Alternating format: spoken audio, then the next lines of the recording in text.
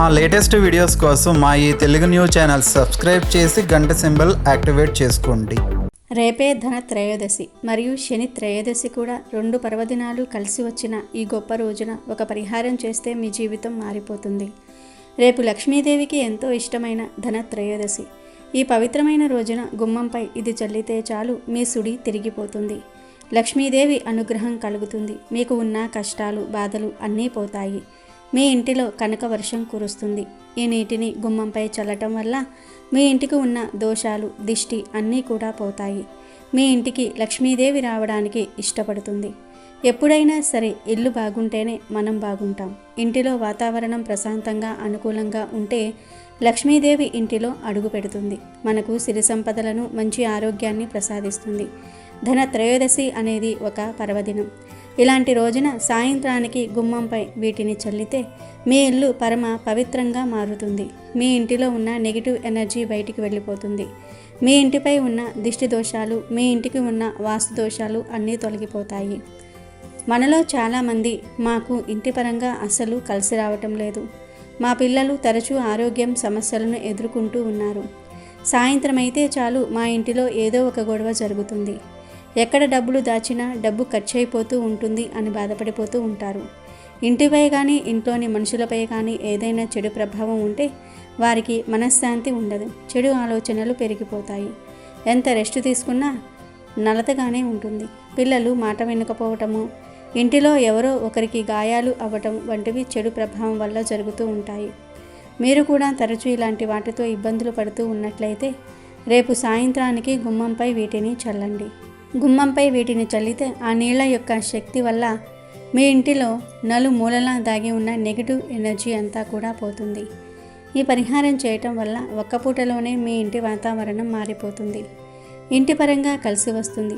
మరి రేపు సాయంత్రానికి గుమ్మంపై ఏం చల్లాలో, ఏం చల్లితే ఇంటి పరంగా బాగా కలిసి వస్తుందో, మన ఇంటిని ధనాన్ని ఆకర్షిస్తుందో ఇప్పుడు మనం ఈ వీడియోలో వివరంగా తెలుసుకుందాము. అంతకన్నా ముందు మా వీడియో నచ్చితే లైక్ చేసి షేర్ చేయండి. అలాగే మా ఛానల్ని కూడా సబ్స్క్రైబ్ చేసుకుని మాకు సపోర్ట్ చేయండి. జై శ్రీరామ అని కామెంట్ చేయండి. మన సనాతన హిందూ ధర్మంలో పండుగలకు పర్వదినాలకు కొదవే లేదు. ప్రతి పండుగ వెనుక ఒక గొప్ప అర్థం, పరమార్థం దాగి ఉంటుంది. అలాంటి వాటిల్లో దీపావళి పండుగకు ముందు వచ్చే ధన త్రయోదశికి చాలా ప్రత్యేకమైన స్థానం ఉంది. పేరులోనే ఉంది ధన అని. అంటే ఈరోజు సాక్షాత్తు ఆ లక్ష్మీదేవికి ఐశ్వర్యానికి సంబంధించిన రోజు అని మనకు ఇట్టే అర్థమవుతుంది. ఆశ్వీజ యుజ మాసంలోని కృష్ణ పక్ష త్రయోదశి తిథి నాడు ఈ పండుగను జరుపుకుంటాం. పురాణాల ప్రకారం దేవతలు రాక్షసులు అమృతం కోసం క్షీరసాగర మథనం చేస్తున్నప్పుడు ఇదే రోజున శ్రీ మహావిష్ణువు అంశ అయిన ధన్వంతరి భగవానుడి చేతిలో అమృత కలశంతో ఉద్భవించాడు. ధన్వంతరిని దేవతల వైద్యుడిగా, ఆయుర్వేదానికి అధిపతిగా కొలుస్తారు. అందుకే ఈ రోజును కేవలం ధనలక్ష్మిని పూజించే రోజే కాకుండా ఆరోగ్యలక్ష్మిని ప్రార్థించే రోజుగా కూడా భావిస్తారు.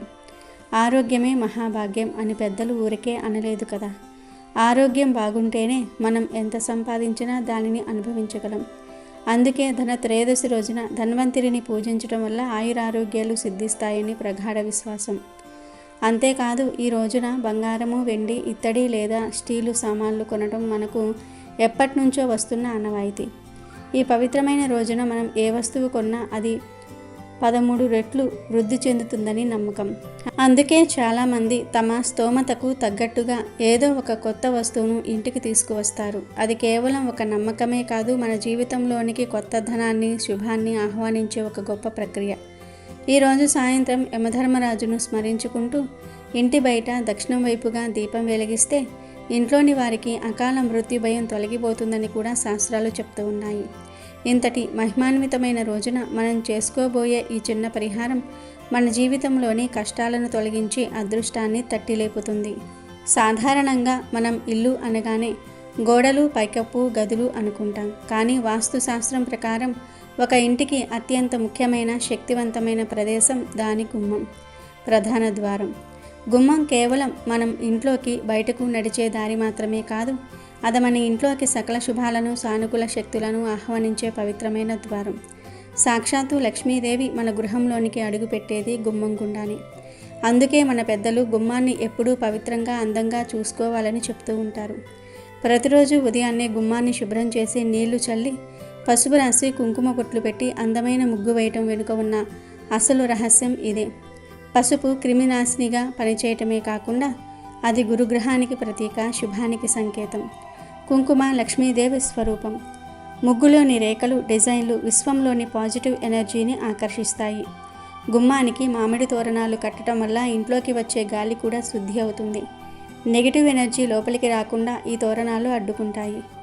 మన ఇంటి గుమ్మం ఎంత శుభ్రంగా, పవిత్రంగా, ఆకర్షణీయంగా ఉంటే లక్ష్మీదేవి అంత త్వరగా ఆకర్షితురాలై మన ఇంట్లోకి వస్తుందని నమ్మకం. మురికిగా, అలంకారం లేకుండా ఉండే గుమ్మం ఉన్న ఇంటి వైపు చూడడానికి కూడా లక్ష్మీదేవి ఇష్టపడదట. అందుకే గుమ్మాన్ని దైవంతో సమానంగా భావించి పూజించాలి. అలాంటి గుమ్మం దగ్గర అత్యంత శక్తివంతమైన ధన త్రయోదశి రోజున ఒక ప్రత్యేకమైన జలాన్ని చల్లటం ద్వారా మనం అద్భుతమైన ఫలితాలను పొందవచ్చు. ధన త్రయోదశి సాయంకాలం వేళ అత్యంత మహిమాన్వితమైనది. ఆ సమయంలో విశ్వంలో దైవక శక్తులు అధికంగా సంచరిస్తూ ఉంటాయి. ఆ సమయంలో మనం తయారు చేసుకున్న ఒక ప్రత్యేకమైన మంత్రించిన జలాన్ని ఇంటి గుమ్మంపై చల్లటం అనేది ఒక అద్భుతమైన ప్రక్రియ. ఇది కేవలం నీళ్లు చల్లటం కాదు, మన దురదృష్టాన్ని, దరిద్రాన్ని కడిగివేయటం లాంటిది. ఈ పవిత్ర జలాన్ని గుమ్మంపై చల్లినప్పుడు అది ఒక శక్తివంతమైన అయస్కాంతంలా పనిచేస్తుంది. మొదటిగా అది మన ఇంటి చుట్టూ, మన కుటుంబ సభ్యులపై పేరుకుపోయిన సకల ప్రతికూల శక్తులను, అనగా నెగిటివ్ ఎనర్జీని, నరదృష్టిని, ఈర్ష్య, అసూయల వల్ల కలిగే దోషాలను తక్షణమే తొలగించేస్తుంది. ఇంటి గుమ్మం ఒక రక్షణ కవచంలా మారి ఎలాంటి చెడు శక్తి లోపలికి రాకుండా అడ్డుకుంటుంది. రెండవదిగా ఈ జలం ధనలక్ష్మిని విపరీతంగా ఆకర్షిస్తుంది. ఆ తల్లి కరుణ కోసం ఎదురు చూస్తున్న మన ఇంటికి, అమ్మ నీ కోసం మా ద్వారాలు తెరిచి ఉన్నాయి, దయచేసి మా గృహంలోనికి అడుగుపెట్టు అని మనస్ఫూర్తిగా ఆహ్వానం పలకటం లాంటిది ఈ ప్రక్రియ. దీనివల్ల ఆర్థికంగా ఉన్న చిక్కులు, అడ్డంకులు తొలగిపోతాయి. అప్పుల బాధలు తగ్గుముఖం పడతాయి. రావాల్సిన డబ్బు చేతికి అందుతుంది. వ్యాపారంలో లాభాలు, ఉద్యోగంలో ప్రమోషన్లు వంటి శుభవార్తలు వింటారు. ఇంట్లో అనవసరమైన ఖర్చులు తగ్గి డబ్బు నిలవటం మొదలవుతుంది. మొత్తం మీద ఈ ఒక్క చిన్న క్రియ మన అదృష్ట చక్రాన్ని తిప్పి మన జీవితాన్ని ఐశ్వర్యం, సంతోషం వైపు నడిపిస్తుంది. ఇంతటి శక్తివంతమైన పరిహారాన్ని ఎలా చేసుకోవాలో ఇప్పుడు మనం వివరంగా దశల వారీగా తెలుసుకుందాం. ఈ పరిహారం చాలా సులభం. దీనికి పెద్దగా ఖర్చు కూడా అవ్వదు. పరిహారం చేయడానికి కావలసిన వస్తువులు: ఒక గాజు గ్లాసు, దాంట్లోకి మంచినీరు కావాలి. నీటికి జ్ఞాపక శక్తి ఉంటుంది. మనం పలికే మంత్రాలను, మన సంకల్పాలను అది తనలో నిక్షిప్తం చేసుకుంటుంది. అందుకే పూజలలో తీర్థానికి అంత ప్రాముఖ్యత. ఇది శుద్ధి చేసే గుణాన్ని కలిగి ఉంటుంది. పచ్చకర్పూరం, దేవుడి పూజకు వాడే పచ్చకర్పూరం. దీనికి దైవిక శక్తులను, ముఖ్యంగా లక్ష్మీదేవిని ఆకర్షించే గుణం ఉంది. దీని వాసన వాతావరణాన్ని పవిత్రం చేసి నెగిటివ్ ఎనర్జీని తరిమి కొడుతుంది. ఇంట్లో పచ్చకర్పూరం వాడితే ధనానికి లోటు ఉండదని శాస్త్రం చెప్తుంది. కొన్ని నల్ల నువ్వులు, ఇవి శని భగవానుడికి, యమధర్మరాజుకు ప్రీతికరమైనవి. నల్ల నువ్వులకు మన కర్మఫలాలను, పూర్వజన్మ పాపాలను, పితృదోషాలను, సకల నరదృష్టిని హరించే శక్తి ఉంది. అడ్డంకులను తొలగించటంలో నల్ల నువ్వులు అద్భుతంగా పనిచేస్తాయి. ఈ పరిహారాన్ని రేపు ధన త్రయోదశి రోజు సాయంత్రం 6 గంటల తర్వాత చేయాలి. పగటిపూట చేయకూడదు. ముందుగా ఇల్లంతా శుభ్రం చేసుకొని మీరు కూడా స్నానం చేసి శుభ్రమైన బట్టలు ధరించాలి. కొన్ని నల్ల నువ్వులను తీసుకుని మెత్తగా పొడిలాగా దంచుకోండి.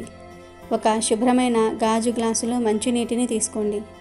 ఇప్పుడు ఆ నీటిలో చిటికెడు పచ్చకర్పూరం పొడిని వేయండి. అలాగే మీరు దంచి పెట్టుకున్న నల్ల నువ్వుల పొడిలో నుండి కూడా ఒక చిటికెడు తీసి ఆ నీటిలో వేయండి. నీటిని ఒక పువ్వుతో కానీ చిన్న ఆకుతో కానీ నెమ్మదిగా కలపండి. ఇప్పుడు ఈ నీటి గ్లాసును మీ ఇంట్లోని పూజా గదిలో దేవుడి పటాల ముందు పెట్టండి. ఒక దీపం వెలిగించి అగరబత్తిని చూపించండి. 2 చేతులు జోడించి కళ్ళు మూసుకొని మీ మనసులోని కోరికను, సమస్యను లక్ష్మీదేవికి చెప్పుకోండి.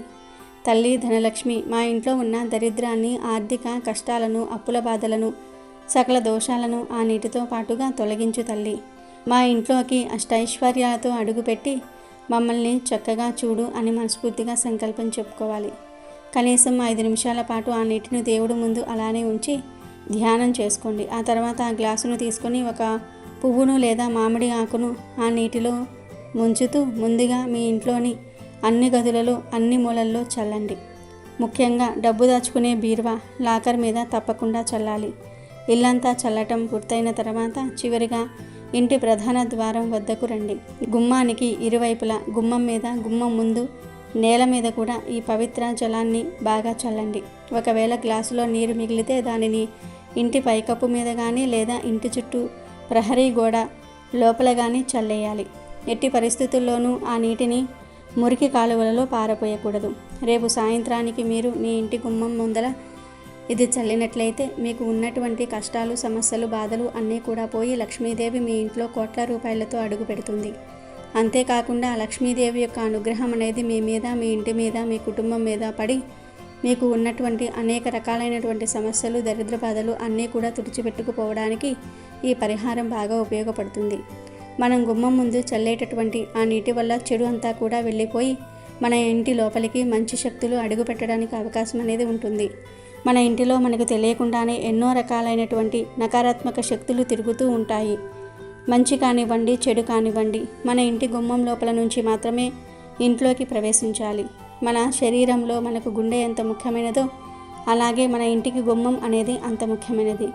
అంటే మనకు ఏదైనా సరే మంచి కానివ్వండి, చెడు కానివ్వండి, మంచి వాళ్ళు అవ్వచ్చు లేదా చెడు వాళ్ళు అవ్వచ్చు, ఎవరైనా సరే మన ఇంటి గుమ్మం లోపల నుంచి మాత్రమే ఇంట్లోకి ప్రవేశించాలి. గుమ్మానికి చాలా శక్తి అనేది ఉంటుంది. అలాగే లక్ష్మీదేవి ప్రవేశించాలన్నా, జ్యేష్ఠాదేవి ప్రవేశించాలన్నా కూడా గుమ్మం ద్వారానే ఇంట్లోకి అడుగుపెట్టాలి. కాబట్టి మన ఇంట్లో ఉన్నటువంటి చెడును, నకారాత్మక శక్తులను జ్యేష్ఠాదేవిని బయటికి పంపించి వేసి లక్ష్మీదేవి మన ఇంటి లోపలికి అడుగు పెట్టాలంటే గుమ్మంపై వీటిని చల్లండి. ఇది చాలా శక్తివంతమైనటువంటి పరిహారం. ఈ పరిహారం చేసుకున్నట్లయితే మీరు జీవితంలో మంచిగా ఎదగడానికి, బాగా డబ్బు సంపాదించడానికి, అన్నిటికీ మించి మనకు బాగా కలిసి రావడానికి పరిహారం అనేది చాలా బాగా అద్భుతంగా పనిచేస్తుంది. ఇందులో మనం ఉపయోగించిన పచ్చకర్పూరం సాక్షాత్తు లక్ష్మీదేవి స్వరూపం. దాని సువాసన శక్తి ఆ లక్ష్మీదేవిని మన ఇంటి గుమ్మం వరకు తీసుకువస్తుంది. దీనివల్ల ధనలాభం, ఆర్థిక అభివృద్ధి, ఇంట్లో శుభకార్యాలు వంటివి జరుగుతాయి. అమ్మవారి కరుణా కటాక్షాలు సంపూర్ణంగా లభిస్తాయి. అదే సమయంలో శని భగవానుడికి అత్యంత ప్రీతిపాత్రమైన నల్ల నువ్వులను ఈ పరిహారంలో వాడటం వల్ల మన జాతకంలో ఉన్న శని దోషాలు, ఏలినాటి శని ప్రభావాలు, నరదృష్టి వంటి బాధలు తొలగిపోతాయి. శనిదేవుడు శాంతించి మన మార్గంలోని అడ్డంకులను తొలగించేస్తాడు. ఒక్క పరిహారంతో ఒకవైపు దరిద్రం, దోషాలు బయటికి వెళ్ళిపోతాయి, మరోవైపు సిరి సంపదలు, శుభాలు మన గడప తొక్కుతాయి. కాబట్టి పూర్తి భక్తి విశ్వాసాలతో ఈ పరిహారాన్ని ఆచరించి ఆ లక్ష్మీదేవి అనుగ్రహాన్ని, శనిదేవుని శుభాశీసులను ఏకకాలంలో పొందండి. కనుక ఈ చిన్న పరిహారాన్ని పూర్తి నమ్మకంతో, భక్తితో ఆచరించండి. ఆ ధన్వంతరి లక్ష్మీదేవి కరుణతో మీ కష్టాలన్నీ తొలగిపోయి మీ ఇంట్లో ధనవర్షం కురవటం ఖాయం. మీ సుడి తిరిగి అదృష్టం మీ తలుపు తడుతుంది. ఈసారి ధన త్రయోదశి రోజు శని త్రయోదశి కూడా కలిసి వచ్చింది. ఈ గొప్ప రోజుని పరిహారం చేస్తే మీకు శని భగవానుడి అనుగ్రహం కూడా కలుగుతుంది. త్రయోదశి శనివారం నాడు వస్తే ఆ రోజును శని త్రయోదశిగా వ్యవహరిస్తూ ఉంటారు. శనివారం శ్రీ మహావిష్ణువునకు చాలా ఇష్టమైన రోజు. అందుకే ఆ రోజు వెంకటేశ్వర స్వామికి మనం పూజలు చేస్తూ ఉంటాం. త్రయోదశి శివుడికి ఇష్టమైన తిథి. క్షీరసాగర మదనం జరిగి అమృతం ఉద్భవించిన తర్వాత హలాహలాన్ని దిగమింగి తన కంఠంలో దాచుకుని లోకాలను కాపాడిన శివుడికి కృతజ్ఞతలు చెప్పడానికి దేవతలందరూ ఆయన వద్దకు వెళ్ళినది ఈ త్రయోదశి తిథి నాడే అని పురాణాల ద్వారా తెలుస్తుంది. అందుకే త్రయోదశి శనివారం నాడు వస్తే శివకేశవులకు అత్యంత ప్రీతిపాత్రమైన దినమని పురాణాలు పేర్కొంటూ ఉన్నాయి. శని జన్మించిన తిథి కూడా త్రయోదశే. అందుకనే శని త్రయోదశికి అంతటి విశిష్టత ఏర్పడింది. ఈ రోజున శనికి ప్రత్యేకమైన పూజలు చేస్తే శని దోషాలైన ఏలినాటి శని, అష్టమ శని తదితర దోషాల నుంచి విముక్తి లభిస్తుందని జ్యోతిష్యులు చెప్తూ ఉన్నారు. ఇక శని త్రయోదశి రోజు పరుషంగా మాట్లాడకూడదు. మన నోటిత అనకూడని మాటలు అనకుండా ఉంటే చాలా మంచిది. ఎందుకంటే ఈరోజు ఎవరైతే అనకూడని మాటలు అని ఇతరులను బాధ పెడతారో వారు శనిదేవుని ఆగ్రహానికి గురై అష్ట కష్టాల పాలవుతారు. అందుకే శని త్రయోదశి రోజు అవసరానికి తగ్గట్టు తక్కువగా మాట్లాడుకోవటం చాలా మంచిది. ఈరోజు ఎవరితో కూడా వాదనకు దిగకూడదు. అది పరమ దరిద్రం. శనిదేవుని ఆగ్రహానికి గురి అవుతారు. ఈరోజు ఎవరైతే వారి తల్లిదండ్రులకు పాదాభి నమస్కారం చేసుకుంటారో వారికి శనిదేవుడు ఉత్తమ ఫలితాలను కలగజేస్తాడు. అలాగే ఈరోజు అనాథ ఆశ్రమాల్లో, వృద్ధాశ్రమాల్లో దానాలు చేస్తే శని చాలా సంతోషిస్తాడు. కార్మికులకు, పేద రైతులకు ఏదో ఒక సహాయం చేస్తే శనిదేవుడు సంతోషించి సకల శుభాలను కలగజేస్తాడు. ఎల్లకాలం పరిస్థితులన్నీ అనుకూలంగా ఉంటే జీవితంలో మజ ఏముంటుంది? మధ్య మధ్యలో కష్టాలు వస్తూ ఉంటేనే కదా జీవితపు విలువ తెలుస్తుంది. ఎప్పుడూ సత్కారాలే ఉంటే మదానికి హద్దేముంటుంది? అప్పుడప్పుడు అవమానం ఎదురుపడితే అహంకారం తగ్గిపోతుంది. ఇలా మనిషికి అప్పుడప్పుడు మొట్టికాయలు వేస్తూ అతని నడవడిని సరిదిద్దే దైవమే శనీశ్వరుడు. జీవులు ప్రాణాలతో ఉన్నప్పుడు వారి పాపాలకు తగిన ప్రాయశ్చిత్తాన్ని కలిగించేవాడు. సూర్య భగవానునికి ఆయన సతీ ఛాయాదేవికి కలిగిన సంతానమే శనిదేవుడు. అందుకే ఆయనను సూర్యపుత్రుడు అని, ఛాయాసుతుడు అని పిలుస్తూ ఉంటారు. శనివారం ఇటు శని భగవానుడికి అటు శ్రీ విష్ణుమూర్తికి ప్రీతిపాత్రమైన రోజు. ఇక త్రయోదశి శివుడికి ఇష్టమైన తిథి. శనివారం త్రయోదశి తిథి కలిసి వస్తే దానిని శని త్రయోదశి అంటారు. అలా స్థితి లయకారకులిద్దరికీ కూడా ఇష్టమైన రోజుగా శని త్రయోదశి స్థిరపడింది. శనిదేవునికి నీలం రంగు, నలుపు రంగు పువ్వులు ప్రీతికరమైనవిగా చెప్పబడుతున్నాయి. శని త్రయోదశి రోజున ఈ పూలతో శనిదేవుణ్ణి పూజించటం వలన ఆయన ప్రసన్నుడవుతాడు. ఎప్పుడైతే ఆయన అనుగ్రహిస్తాడో అప్పుడే శనిదోష నివారణ జరుగుతుంది. సమస్యల నుండి విముక్తి పొందవచ్చు.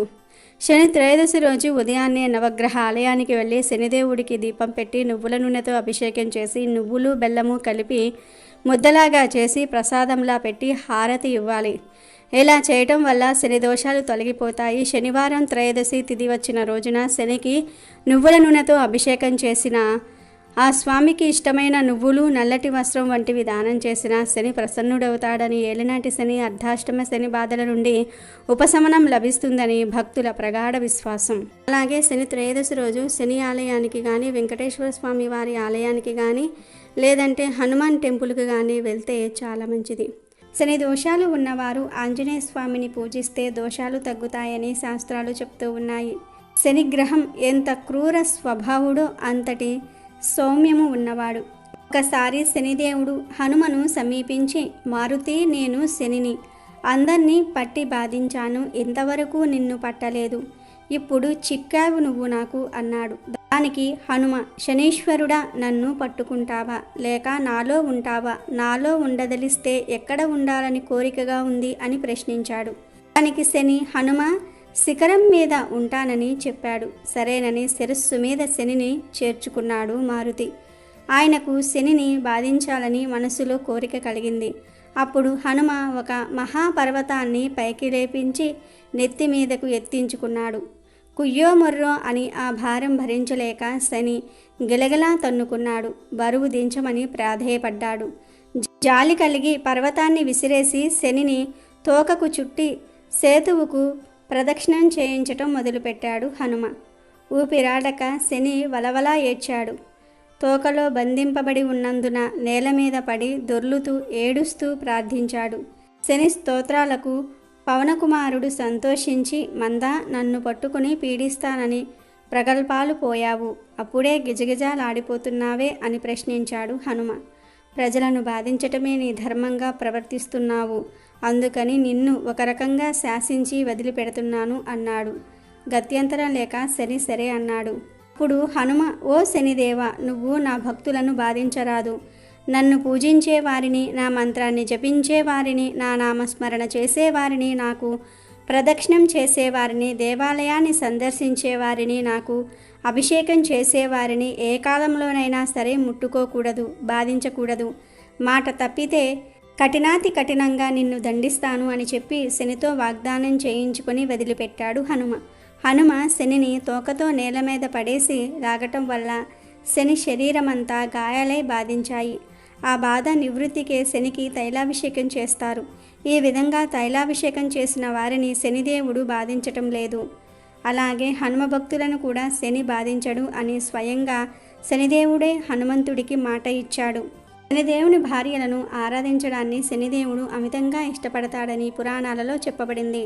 శనిదేవునికి వరుసగా ద్వాజిని, ధామిని, కంకాలి, కలహప్రియ, కంటకి, తురంగి, మహిషి మరియు అజ అనే 8 మంది భార్యలు ఉన్నారు.